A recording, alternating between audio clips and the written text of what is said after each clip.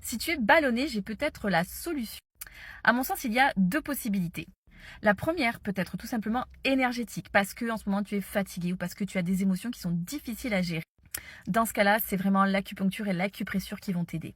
Parfois, on a des personnes qui sont tout simplement encore sur la saison d'avant, qui ont du mal à passer à la saison suivante et qui du coup ont les organes qui sont un petit peu fatigués, un peu bloqués, en tout cas déséquilibrés.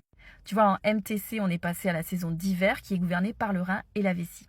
Mais si toi, t'es resté sur la saison d'avant qui est l'intersaison, à savoir la saison terre avec estomac et rate, ben forcément, tu peux avoir des petits soucis. Là, je te conseille d'aller voir acupuncteur, acupresseur. Généralement, une séance à chaque changement de saison, ça fait un bien fou. Soit la deuxième possibilité, c'est que tu manges quelque chose qui ne te correspond pas.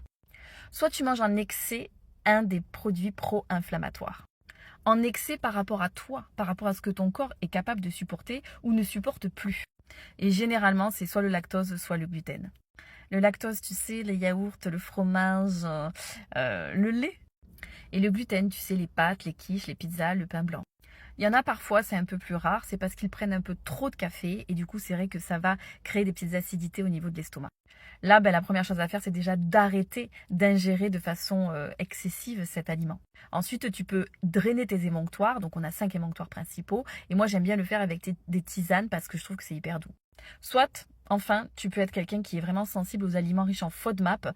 Ce sont des aliments qui vont fermenter plus que d'autres dans ton corps. Et là, je t'avoue que c'est hyper compliqué pour toi. C'est compliqué parce qu'il n'y a pas de logique et en fait, il faut tout simplement trouver une liste et tester les aliments un par un et voir lequel te fait le plus de mal en fait. Moi, par exemple, le chou blanc cru me va très bien alors que cuit, pas du tout. Et enfin, si tu dois effectivement aider une diarrhée ou une constipation, je te conseille le psyllium blond. C'est vraiment super. Tu regardes la posologie qu'il y a derrière le paquet. Et pour plus d'astuces bien-être, abonne-toi. Merci.